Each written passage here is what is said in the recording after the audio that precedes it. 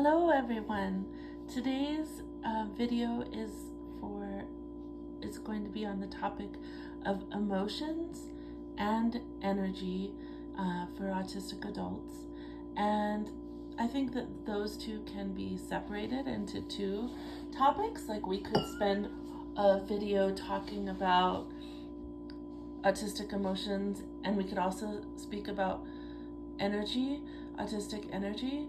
But the reason why I put those together is that because when I'm working with my clients, so many of my autistic adults really get a lot out of thinking in terms of how they can take back control over what their days look like in regards to emotion and energy, by kind of figuring out tools to understand themselves better, accept the way their energy and emotions may work differently than autistic people, and both finding acceptance and finding tools to work with their own energy and emotional needs. So like many autistic people in relationship may have the experience where their emotional needs or expressions and their energy needs or expressions may be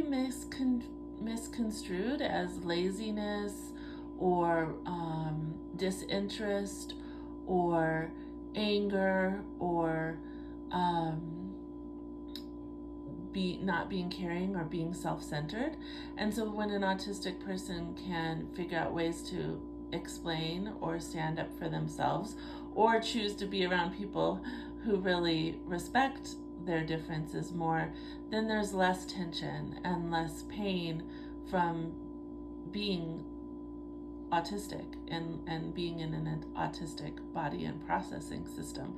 If I can say, I can do this one activity today, and I know that I can really be with you for that activity, and then I need to go home and rest and have my alone time, then that feels a lot better than doing the activity and then feeling like you really need to go home, but you don't know how to explain that to somebody else, or having people say, oh, you don't really want to spend time with me because you always go home early. Sometimes just being able to understand yourself and explain yourself can really help in feeling good in life. Okay, so when we talk about autistic emotions and energy, a really common topic is the cycle of meltdown and shutdown, and then longer term burnout. So when autistic people get overwhelmed, and for each autistic person this is going to look and be different, and we are all going to have different kind of limits on what we can do before we go into meltdown or burnout or shutdown.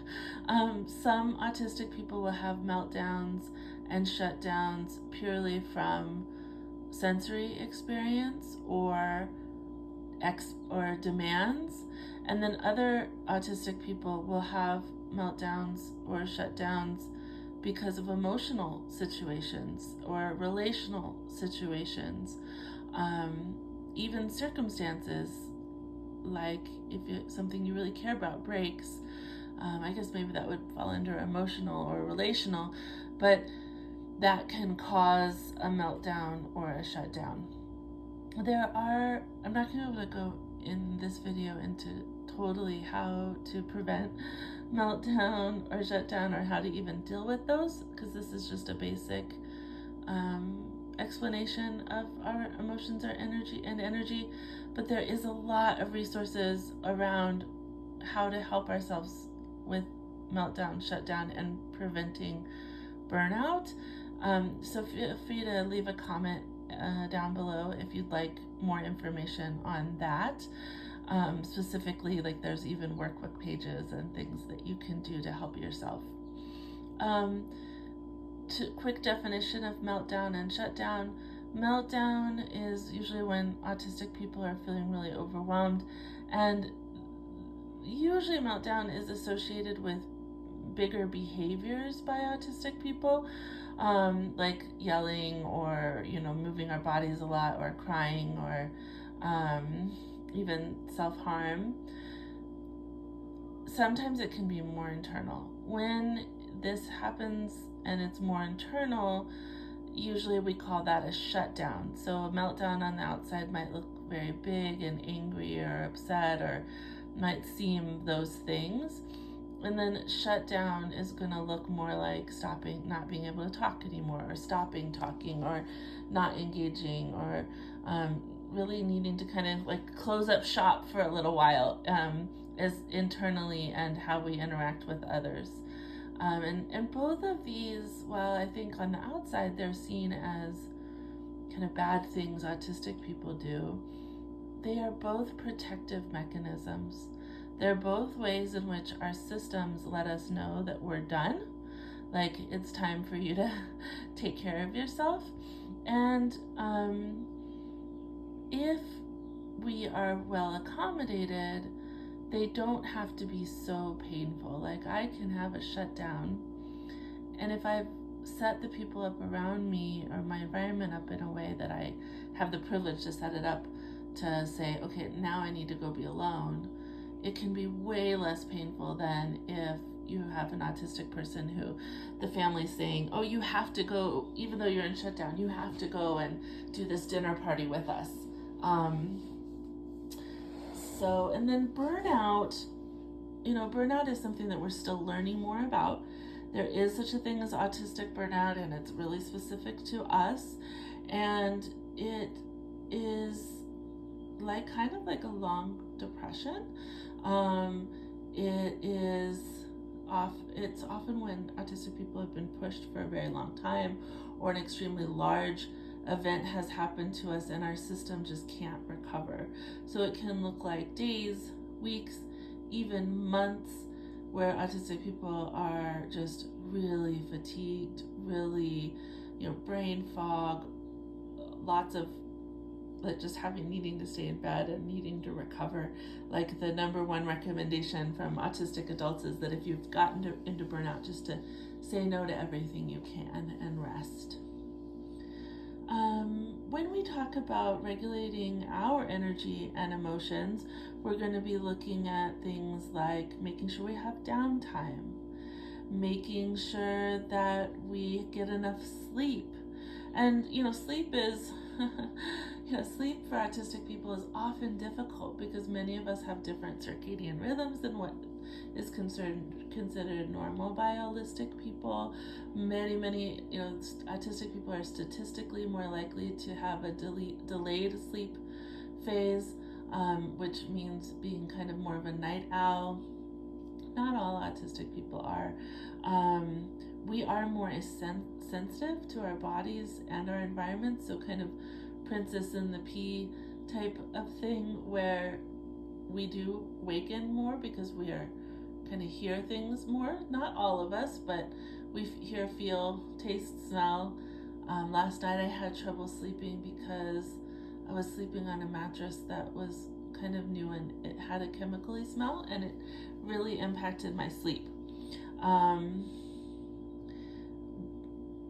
Sometimes autistic people will, not many times, there's many times, but it is not uncommon in the autistic adult community for the discussion about addiction to come up, and for many autistic adults who were undiagnosed or just unaccommodated in their lives to say that they turn to alcohol, drugs, cigarettes, etc. as addictions like gambling, social media addiction, sex addiction, for ways to self-soothe and self-stimulatory behavior, stimming behavior, and to regulate having to be autistic in an holistic society, which includes having to socialize in holistic ways. You'll see many autistic people who are alcoholics who say that they feel they became an alcoholic because of needing to be in social situations, and using alcohol in that way to curb the anxiety, even though we know excess alcohol consumption actually causes anxiety in many people over the long run. So that's another topic, right? It's a topic worth discussing with other autistic people, is like how have you learned to live without using addiction, or maybe you are using addiction still, to regulate, and how could we possibly accommodate you in ways that maybe worked better for you. And that is not to shame people who are addicts. It's more just to say, like, this is a phenomenon that happens, right? And for some autistic people, maybe it's part of like surviving, right? Let's see, another way that we can look at energy is those of us who can mask and who do mask will often find that masking is very exhausting. It allows us to be more easily in the holistic world and society, but it's exhausting and it takes a lot of energy. And many people will say that when they take off the mask at the end of the day, there's a collapse, like an energy collapse. And sometimes long-term burnout can be caused by masking for too long of a time, needing to mask for years and years. Or I shouldn't say years and years, even days, right, can cause burnout. I do recommend therapy with an autistic affirming therapist or group, or looking into books around mental health, emotions that are autism affirming, that are non-pathologizing to autistic people, and or to find an autistic a therapist who's actually autistic themselves, to be able to start charting what your personal emotion and energy profile is. Like, some autistic people will be incredibly buoyed by going to a Comic-Con or a game night. For me, both of those, while they may be enjoyable, would be exhausting. So, we can't just say, like, okay, you're autistic. My autistic best friend loves to run ultra runs, is an ultra runner, and they get a lot of energy from that, so you should do that. No, that's not going to work, right?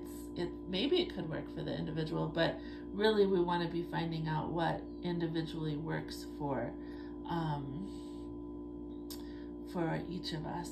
So finding your own emotion and energy profile, and then learning how to express that to others, and figuring out how to honor your needs. Rejection sensitive dysphoria I also have under this heading of emotions and energy. For those of you who don't know, rejection sensitive dysphoria is common for autistic people and ADHDers, and it's like a really strong response emotionally to feeling like we've been judged or criticized. And some theorists, including myself, would say that it comes from having an operating system as a young child where what we naturally did, just our natural inclinations in the world, were seen as wrong. And so we would face criticism and shame, etc., when we're just being ourselves. So then many autistics and ADHDers will learn to mask and put so much energy into whatever they need to do to keep from being rejected or feeling rejection again, so that then when rejection or perceived criticism comes through, it can be very hard to take, because it's like, wait, I've done all this work and I'm still getting this surprise rejection, this surprise criticism, and it hits hard. We seem to be particularly vulnerable sometimes to this feeling. And there's ways, again, to work on that with a therapist. I think that when I bring this topic up, many times people will ask, like, well, is that trauma? And my answer is yes. I think it probably is specific to neurodivergent trauma, but I don't know for sure, because not enough research has been done into that. I had mentioned self-stimulatory behavior before, and with addiction, well, there's tons of amazing and positive self-stimulatory behavior that autistic people do, and in being loved or cared for, autistic people, a good way to show that is by allowing autistic people to stim, to do our little micro movements, our big movements, rocking back and forth, rocking forward and backwards, I don't know, chewing on the inside of your lip, or tapping your fingers, doing a little dance, quoting a song lyric. There's as many stims as there are autistic people, and probably more. So what works for one person may not work for another person, but having fidget toys, etc. Spins, we've talked about before as well, but those are special interests. So for my energy, so I was feeling really tired earlier this week, but then I saw that there were some puppies at the pound that were possibly going to be euthanized, and suddenly I had energy, and I drove 3.5 hours to Roswell, New Mexico and back. So it was like a total of 7 hours in one day to get these puppies, to save them. And so one of my special interests is animals, and rescue animals, and helping these pets, these little beings. And so I had the energy for that. But then making a phone call is not a special interest of mine, and so unless it's to somebody I really care about, sometimes that can be quite a difficult task for me. And I know that may sound like, well, that's normal for like autistic people too, and I would say yes, it is. But part of the DSM diagnosis of autism is that we have unusually strong special interests. We're still human, right? Okay, so I think that is everything that I wanted to talk about. Actually, I have a couple of other ones, come to think of it. Another thing is being aware of autistic inertia, that is something that we can both work with, and that we can be accepting of ourselves. Autistic inertia is when we have trouble with task initiation, or changing what we're doing. I will often just be sitting, staring into space. I'm thinking deeply, but it causes me to kind of get stuck. Often, I need a lot of downtime. Many autistic people need a lot of downtime. Anxiety is a huge thing for autistic people. Many autistic people say that they experience anxiety, and probably that comes from the mismatch between our ways of being naturally and the expectations of holistic society. And then the last one that I had here is mirror emotion synesthesia, which is more common in autistic people, and it's when you're around somebody or you see somebody who's having an emotion and you feel their emotion. So autistic people, I know there's a myth that we are less empathetic, but I think in many ways we are more, just in a different way. But this would be an example of being more empathetic. And an example of this is if you're watching somebody on TV and they do something really embarrassing and you can't watch because it makes you feel embarrassed inside, or if you there's also mere touch synesthesia, which is also more common in autistic people, and that's where you see somebody get hurt and you feel it. And I know I keep saying I'm going to finish this, and then I keep thinking of new ones. Lastly, autistic people have a very deep desire for closure and completionism. And again, this is just a difference. I think in many ways it's beautiful. We really want to feel things to have been completed, and to be to know that an outcome has been reached, or all the information has been gathered, or a sense of if you have a series of things that need to be done, the last one has been done, and it can bring quite a lot of joy for autistic people to have that completionism sense or closure. Thank you. Bye bye.